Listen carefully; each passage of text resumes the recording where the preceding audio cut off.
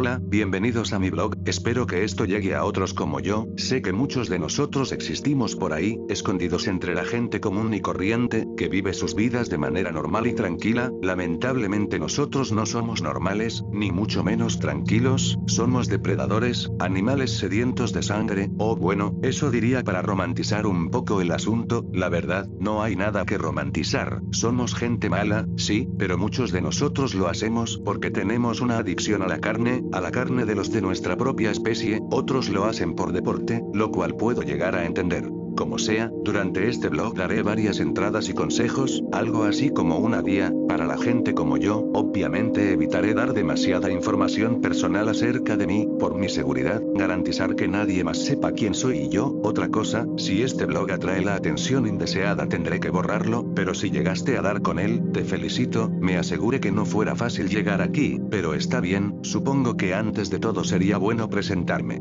Durante este blog me llamaré algunas veces a mí mismo como señor cerdo, no lo sé, me da gracia ese nombre, soy un tipo ya de mediana edad, no estoy casado ni tengo hijos, nunca me mantengo en el mismo lugar, constantemente me mudo de ciudad en ciudad, no diré cuál es mi trabajo, pero solo diré que trabajo para el gobierno, y como debieron de haber intuido, soy un caníbal, empecé a comer carne humana a la edad de 24 años, cuando casé a mi primera víctima.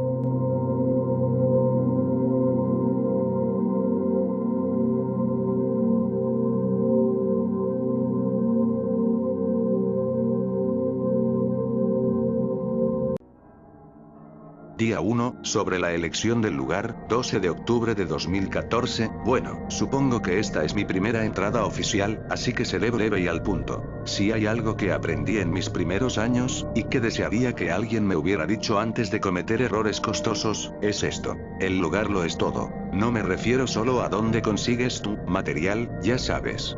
Me refiero a dónde vives, dónde cocinas, dónde duermes. Muchos principiantes cometen el error de establecerse en zonas rurales pensando que la soledad los protege. Entiendo la lógica, de verdad que sí, pero está equivocada. Las zonas rurales tienen un problema grave. Todos se conocen. El vecino que vive a 3 kilómetros sabe exactamente cuándo llegaste, cuándo sales, y cuando algo huele raro viniendo de tu dirección. Y créanme, en algún punto algo va a oler raro. Mi consejo es la ciudad mediana. La ciudad mediana tiene el anonimato suficiente y la infraestructura necesaria. Las rentas son razonables, los vecinos están demasiado ocupados con sus propios problemas, y nadie pregunta demasiado. Llevo 14 años aplicando este principio. Nunca he permanecido más de 2 años en el mismo lugar, por supuesto, eso también es importante, pero eso lo veremos en otra entrada. Día 2, sobre el olor, y por qué es tu peor enemigo, 15 de octubre de 2014, antes de continuar quiero aclarar algo que me quedó pendiente de la entrada anterior. Cuando digo ciudad mediana no me refiero necesariamente al centro. De hecho, el centro de cualquier ciudad es terrible. Demasiado tráfico peatonal, demasiadas cámaras, demasiados negocios con empleados aburridos que no tienen nada mejor que hacer que mirar por la ventana. Me refiero a las colonias intermedias, esas que no son ni ricas ni pobres, donde la gente llega a casa del trabajo, cena frente al televisor y se duerme. Esas colonias son oro. Pero hoy no vine a hablar de ubicación, eso ya lo cubrimos.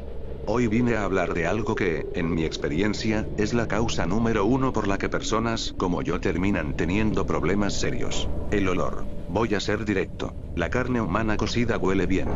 Ese es el problema. ¿Huele suficientemente bien como para que un vecino hambriento piense que está preparando ese señor? ¿Y suficientemente distinto como para que ese mismo vecino, si tiene experiencia en cocina, frunza el ceño y no sepa exactamente qué es lo que está oliendo? Esa fracción de segundo de confusión es peligrosa. La curiosidad humana es un instinto muy difícil de apagar. Lo que no cocinas tampoco es inofensivo. De hecho, diría que la etapa previa a la cocción es donde más descuidos he visto cometer a gente como yo. Conozco a un tipo, no daré detalles, que perdió todo por dejar una ventana entreabierta en el momento equivocado. No era verano. No hacía calor. Simplemente no pensó en ello. Un descuido de 15 minutos terminó con 20 años de vida cuidadosamente construida. Así que voy a dar 3 reglas básicas sobre el olor, las mismas que yo sigo desde hace años. Primera regla. Nunca cocines con ventanas abiertas. Esto parece obvio, pero se vuelve tentador en verano, cuando el calor dentro del departamento es insoportable. Compra un buen extractor de aire, instálalo correctamente, y aprende a vivir con el calor. El calor no te mete a la cárcel. Segunda regla. Las especias son tus aliadas, pero no de la manera que crees. Mucha gente piensa que cocinar con especias fuertes sirve para enmascarar el olor. Eso es parcialmente cierto, pero el verdadero beneficio es otro. Si alguien percibe algo por accidente, su cerebro registra ajo, comino, chile antes de registrar cualquier otra cosa. Las especias redirigen. Tercera regla. Los residuos orgánicos nunca van a la basura doméstica. Jamás. Ni envueltos, ni en doble bolsa, ni a las 3 de la mañana cuando no hay nadie. Nunca. Los servicios de recolección de basura son más observadores de lo que la gente cree, y los perros callejeros tienen una memoria olfativa que puede arruinarte la semana. Aprende a manejar tus residuos como si fueras un cirujano, con protocolo, con paciencia, y sin improvisar. Sé que esto puede sonar abrumador para alguien que está empezando, pero en realidad se vuelve rutina muy rápido. Los primeros meses son los más difíciles porque todavía estás construyendo tus hábitos, todavía te pones nervioso, todavía cometes el error de apresurarte. La prisa es el verdadero enemigo, el olor es solo su consecuencia más común. Con los años aprendes a moverte con una calma que, si te soy honesto, a veces me sorprende a mí mismo. Recuerdo mis primeros años y casi no me reconozco. Era descuidado, impulsivo, tomaba decisiones basadas en el pánico en lugar de en el razonamiento. Sobreviví más por suerte que por habilidad, y eso es algo que no me enorgullece admitir. Si tuviera que resumir esta entrada en una sola frase sería esta: trata tu espacio como si en cualquier momento fuera a entrar alguien que no debería estar ahí. Porque eventualmente, si no eres cuidadoso, eso va a pasar. Día 3, sobre los errores de juventud, y sobre ella, 20 de octubre de 2014, hoy voy a hablar de algo que no es fácil de escribir. No porque me avergüence exactamente, sino porque requiere ser honesto sobre una época en la que era, objetivamente, un idiota. Tenía 24 años cuando maté a mi primera víctima. No voy a romantizar ese momento, ni a describirlo como algún tipo de despertar oscuro y genial. La gente que hace eso me parece patética, francamente. Fue torpe, fue desordenado, y casi me cuesta todo antes de siquiera empezar. Mi primera víctima fue un hombre de unos 40 años, no diré cómo lo encontré ni en qué ciudad fue, pero sí diré que el plan, si es que se le podía llamar plan, consistía básicamente en improvisar. Y la improvisación, como ya mencioné en la entrada anterior, es el camino más corto hacia el desastre. Lo que nadie te dice, y que yo tuve que aprender solo, es que el momento después es para lo que menos estás preparado. Durante, el cuerpo funciona con adrenalina, con una especie de piloto automático que toma el control y ejecuta. Pero después, cuando todo está quieto y de repente eres completamente consciente de lo que acabas de hacer y de todo lo que implica logísticamente, ahí es donde la mayoría falla. Tardé demasiado. Fui demasiado lento en todo lo que vino después. Cometí errores que ahora, con la distancia de los años, me parecen casi increíbles. Dejé evidencia que no debí dejar. Entré en pánico 2 veces, la primera cuando escuché pasos afuera que resultaron ser un perro, y la segunda cuando me di cuenta de que había olvidado un detalle tan básico que todavía me da vergüenza mencionarlo. Lo que importa es que sobreviví a mis propios errores de principiante por un margen ridículamente estrecho. La segunda víctima fue mejor. No buena, pero mejor. Había aprendido de los fallos más graves y eso se notó. La tercera fue cuando empecé a sentir que tenía algo parecido a un método. No un método pulido ni sofisticado, pero sí una secuencia de pasos que podía seguir sin que el pánico me consumiera por completo. Es curioso cómo funciona eso, la competencia llega de manera silenciosa, un día simplemente te das cuenta de que ya no estás improvisando. Para cuando llegué a mi quinta víctima, era otra persona. Más calmado. Más ordenado. Empezaba a entender que esto no era muy diferente a cualquier otra habilidad que requiere práctica y corrección constante. Y fue alrededor de esa época, tendría yo unos 27 años, cuando la vi por primera vez. Debo aclarar algo antes de continuar. No soy una persona supersticiosa. Nunca lo he sido. Estudié arquitectura y ciencias precisamente porque me gusta que las cosas tengan explicación, que los problemas tengan solución, que el mundo funcione con lógica. Menciono esto porque lo que voy a describir ahora no tiene, hasta donde he podido investigar, una explicación que me satisfaga completamente. Fue de noche. Estaba en las afueras de una ciudad, no importa cuál, en un terreno que usé en esa época para deshacerme de los residuos que mencioné en la entrada anterior. Era un sitio baldío bastante grande, con pasto alto, de ese pasto seco y amarillo que crece sin que nadie lo cuide, el tipo de lugar al que nadie va porque no hay ninguna razón para ir. La vi parada al fondo del terreno. Era una chica joven, o al menos esa fue mi impresión desde la distancia. No podría decir qué edad tenía porque nunca la he visto de cerca, ese es precisamente el detalle. Estaba parada completamente quieta, de frente hacia mí, en medio del pasto alto que le llegaba aproximadamente a la cintura. No hacía nada. No se movía. Solo estaba ahí. Mi primera reacción fue completamente racional. Alguien me había visto. Alguien estaba ahí, me había visto, y eso era un problema grave que necesitaba solución inmediata.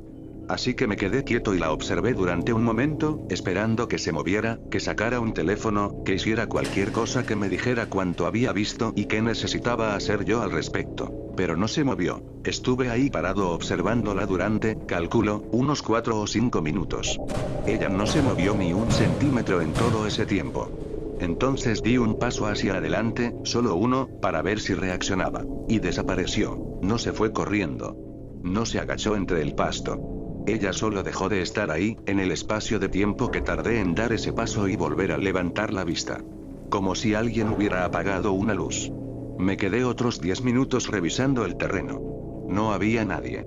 No había huellas en el pasto que indicaran que alguien había estado parado en ese punto. Nada. Lo catalogué como un error de percepción y seguí con mi noche. Tenía cosas más urgentes en que pensar, pero volvió a aparecer. No esa misma noche, sino 3 semanas después, en una ciudad completamente diferente, en otro terreno baldío que usaba entonces. Misma postura, misma quietud absoluta, misma distancia aproximada.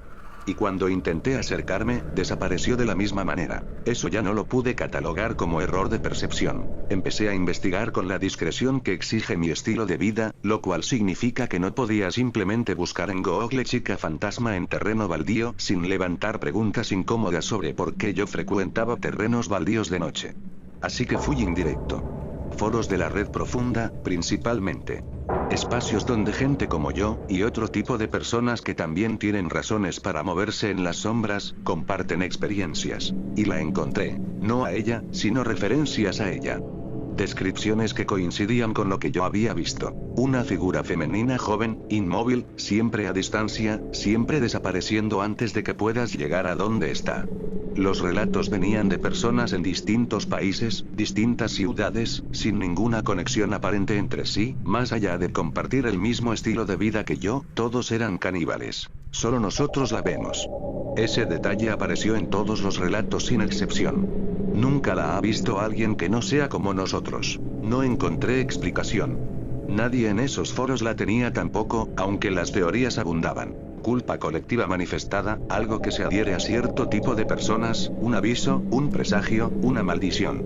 Leí todo lo que encontré, ninguna teoría me convenció completamente, aunque algunas me inquietaron más de lo que me gustaría admitir. Lo que sí encontré fueron consejos, de quienes llevaban más tiempo viéndola que yo. El más repetido era simple: no te acerques. No le hables. No la mires y, sobre todo, no le tomes importancia, ignórala y sigue con tu vida. Por ahora sigo ese consejo. Llevo años siguiéndolo. Funciona, en el sentido de que todavía estoy aquí escribiendo esto. Aunque debo admitir algo. Hay algo en la manera en que ella se queda quieta mirándome que me resulta difícil de describir. No es miedo exactamente. Es más parecido a la sensación de que alguien sabe algo sobre ti, tiene esa mirada de yo lo sé. No me gusta esa sensación. Mañana regresamos a los consejos prácticos. Necesito escribir sobre algo con solución. Día 4, sobre elegir bien, porque el error empieza antes de que todo empiece. 22 de octubre de 2014, hay una idea equivocada muy común entre la gente que está empezando, y es que la parte más peligrosa del proceso es la parte más obvia. No lo es. La parte más peligrosa ocurre mucho antes, en el momento en que decides a quién. Voy a ser claro desde el principio. No existe la víctima perfecta. Cualquiera que te diga a lo contrario o miente o todavía no ha tenido suficiente experiencia como para saber lo que no sabe. Con los años he desarrollado lo que yo llamo mentalmente mi lista de criterios. La lista de criterios del señor Cerdo no es una lista escrita, nunca escribas nada, pero sí es un conjunto de preguntas que me hago antes de tomar cualquier decisión. Las comparto aquí porque son el tipo de cosa que desearía haber tenido desde el principio en lugar de aprenderlas a golpes. Primera pregunta. ¿Cuánta gente va a notar su ausencia, y en cuánto tiempo? Esta es la pregunta más importante y sin embargo la que más gente ignora porque requiere investigación previa y la investigación previa requiere paciencia, que es precisamente lo que escasea cuando eres joven e impulsivo. El tiempo que transcurre entre la desaparición de alguien y el momento en que alguien más activa una alerta es tu margen de trabajo. Ese margen lo es todo. Una persona con familia cercana, pareja, hijos, trabajo con horario fijo y amigos que la ven regularmente tiene un margen que puede medirse en horas. Eso no es suficiente. Nunca es suficiente para trabajar con calma y sin apresurarte, y ya hablamos de lo que pasa cuando te apresuras.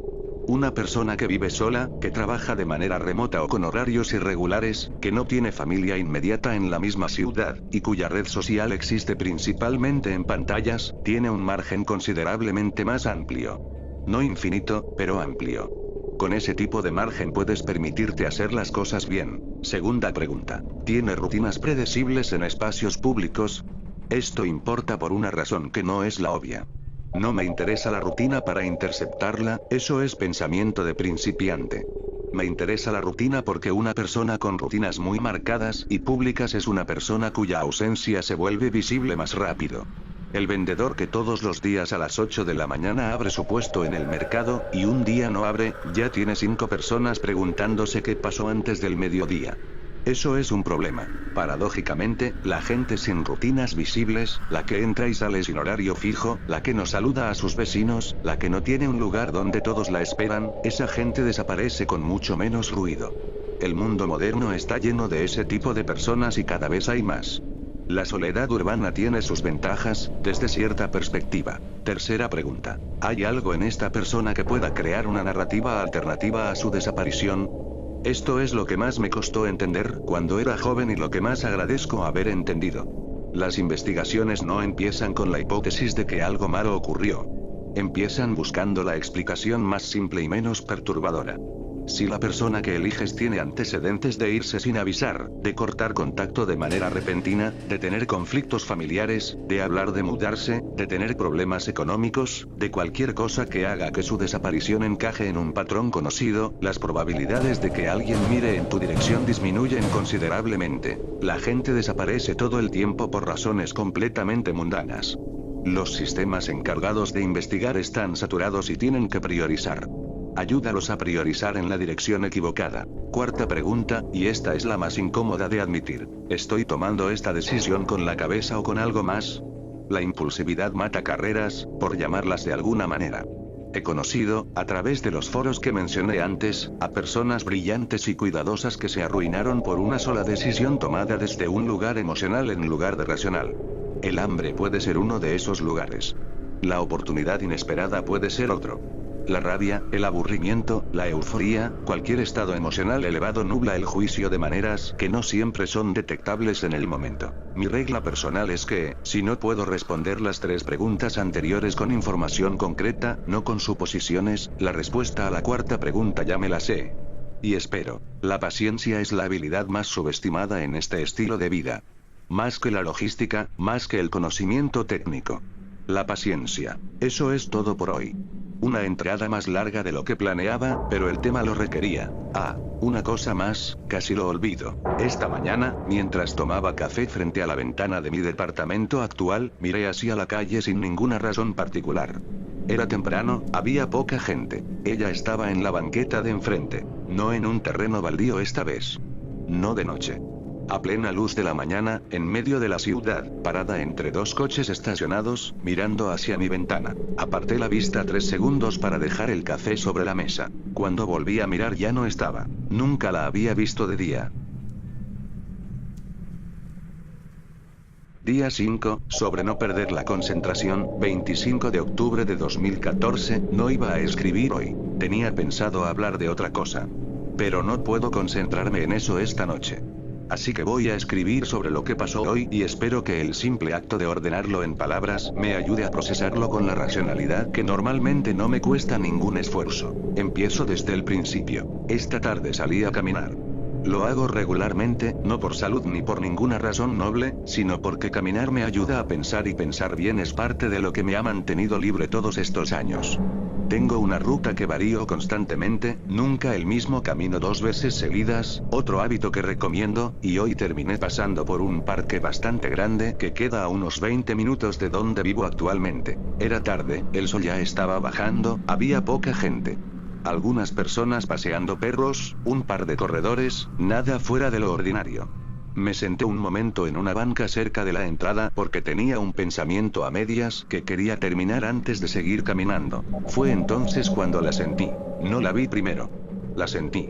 Y eso es nuevo, eso no había pasado antes, siempre había sido visual, siempre había sido mi vista la que la detectaba antes que cualquier otra cosa. Pero esta vez fue diferente. Fue una sensación en la nuca, específica y completamente inequívoca, la sensación de que alguien te mira fijamente desde atrás y no tiene ninguna intención de dejar de hacerlo. Me tomé un segundo antes de voltear. Quería estar calmado cuando lo hiciera, quería que fuera una decisión consciente y no una reacción de pánico. Respiré. Volteé. Estaba ahí, a unos 40 metros, parada al borde del área de pasto del parque, exactamente donde el césped cortado termina y empieza una franja de pasto más alto y descuidado que bordea la barda del fondo. Misma postura de siempre, completamente quieta, completamente de frente hacia mí. Pero hoy había algo diferente. Hoy podía verla mejor. No su cara seguía siendo difícil de distinguir a esa distancia y con esa luz, pero sí su silueta, sus proporciones, la manera en que estaba parada. Y hay algo en cómo ella se para que no es del todo correcto. No sabría describirlo con precisión, es algo sutil, algo que tu cerebro detecta antes de que puedas articularlo, como cuando ves una foto manipulada y sabes que algo está mal antes de identificar exactamente qué. Ella está parada como alguien que aprendió a pararse mirando a otros pararse. Me quedé mirándola. Ella me quedó mirando a mí. Y entonces, en un momento en que el viento bajó y el parque quedó en un silencio relativo entre el paso de un coche y otro, escuché algo. Fue breve, fue bajo, fue en el límite exacto entre lo audible y lo que podría haber sido mi cabeza, completando un patrón que no existía. Pero lo escuché. Estoy razonablemente seguro de que lo escuché. 2 sílabas. Quizás 3. No pude distinguir las palabras con certeza. Lo que sí pude distinguir fue el tono era completamente conversacional. Era el tono de alguien que te dice algo al pasar, algo casual, algo que da por sentado que ya sabes de qué te está hablando. Eso es lo que más me perturbó. El tono. Esta cosa en verdad me conoce. Esta cosa sabe que soy el señor Cerdo. Me levanté de la banca. Creo que fue un reflejo, y en el segundo que tardé en ponerme de pie, desapareció. Como siempre. Como si el mundo simplemente la borrara cada vez que intento reducir la distancia entre los dos. Caminé de regreso a casa. Llevo más de 20 años en esto. 20 años en los que nunca he sido yo el que no controla la situación. Yo elijo. Yo decido los tiempos.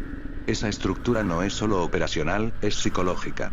Es lo único que me separa de ser un hombre con impulsos que no controla. Esta tarde, por primera vez en 20 años, sentí que yo era lo que estaba siendo elegido. Hay una diferencia enorme entre que te observen y que te elijan. Cualquiera que haya estado en la posición que yo normalmente ocupo la conoce perfectamente. Que te elijan implica que alguien ya tomó una decisión sobre ti antes de que tú hayas tomado ninguna sobre ellos. No sé qué es ella. No sé qué quiere. Los consejos de los foros decían que la ignorara, y los seguí durante años.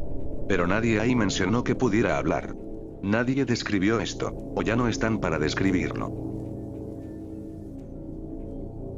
Día 6, receta básica. Estofado de invierno, 30 de octubre de 2014, hoy voy a escribir algo diferente.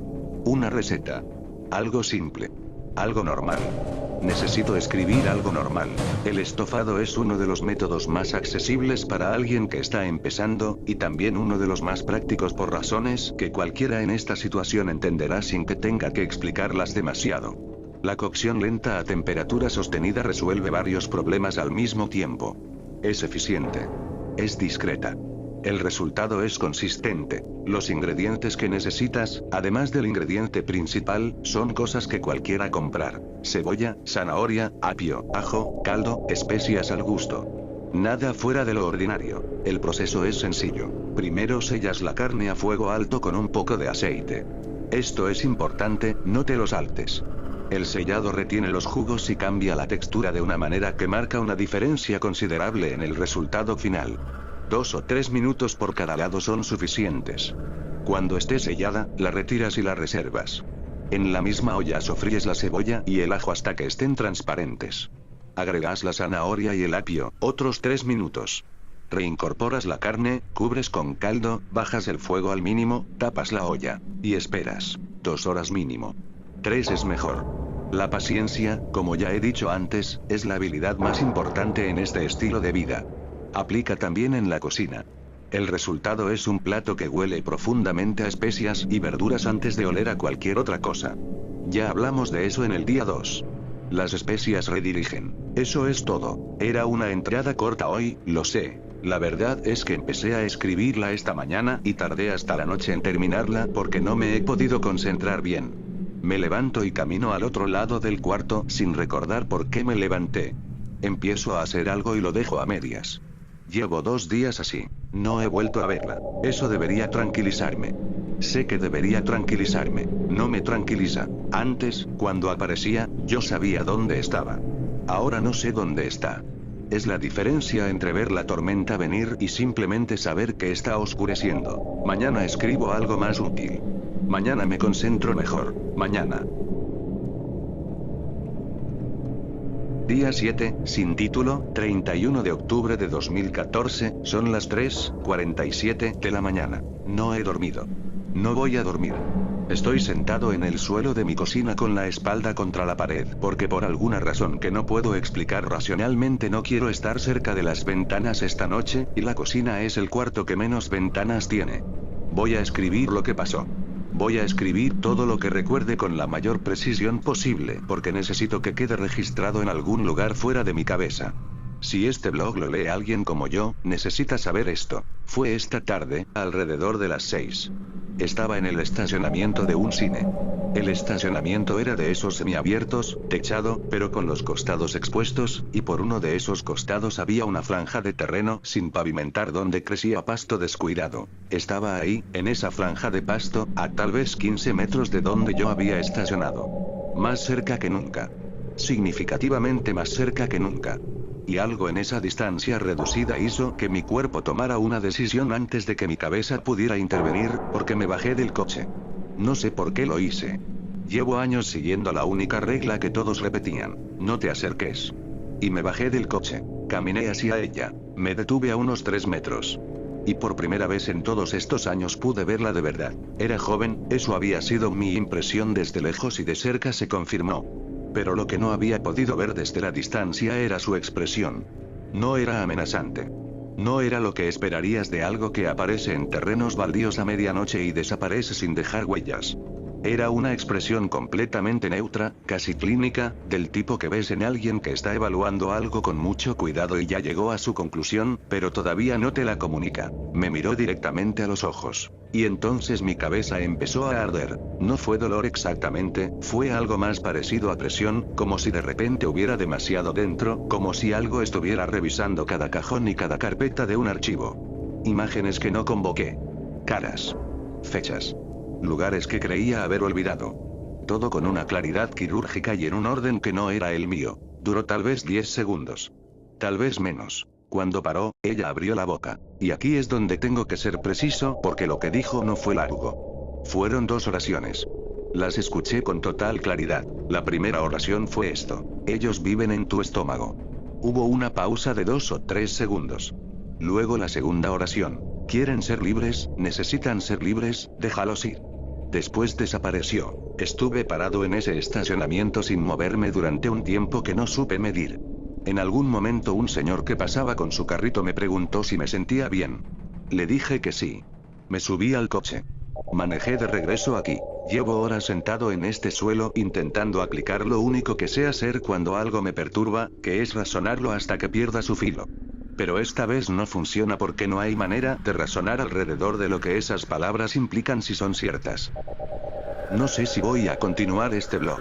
Si lo que ella dijo significa lo que creo que significa, entonces continuar publicando aquí es tal vez lo menos urgente de todo lo que tendría que hacer a partir de ahora. Y si no vuelvo a escribir, que quede esto como la única guía honesta que alguien como yo dejó por escrito. El consejo final, el más importante de todos los que escribí en esta semana. Cuando la veas en el pastizal, no te acerques. Me duele el estómago, siento como si algo se moviera adentro de mí. Necesito espacio. Espacio, espacio. Espacio.